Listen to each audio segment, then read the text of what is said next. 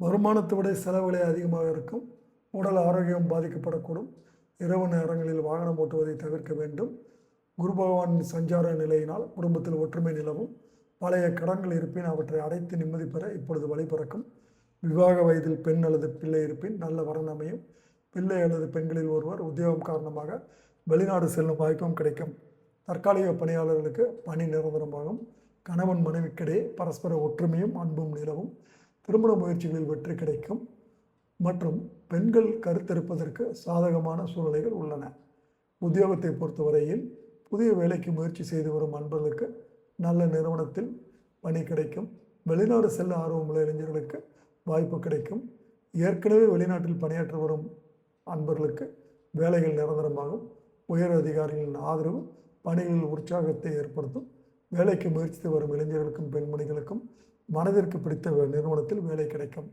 தொழில் மற்றும் வியாபாரத்தை பொறுத்தவரையில் சந்தை நிலவரம் ஆதரவாக இருக்கின்றது. சக கூட்டாளிகள் ஒத்துழைப்பார்கள். வங்கி மற்றும் இதர நிறுவனங்களின் ஒத்துழைப்பும் சலுகைகளும் எதிரில் கிடைக்கும்.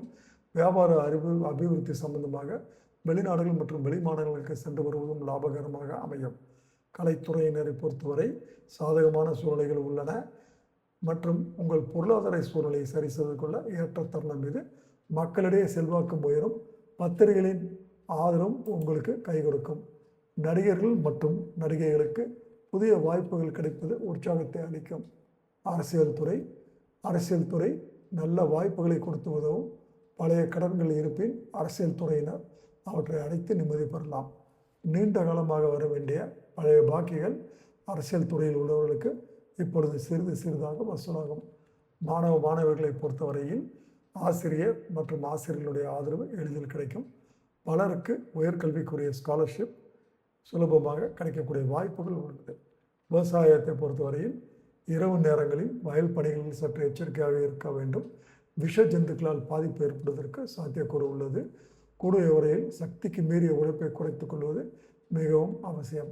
பெண்களை பொறுத்தவரை அனுகூலமான மாதம் இது.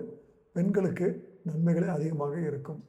பரிகாரம்: வெள்ளிக்கிழமைகள் தோறும் அருகிலுள்ள திருக்கோயில் ஒன்றில் தீபத்தில் சிறிதளவு பசினை சேர்த்து வந்தால் நல்ல பலன் கிடைக்கும்.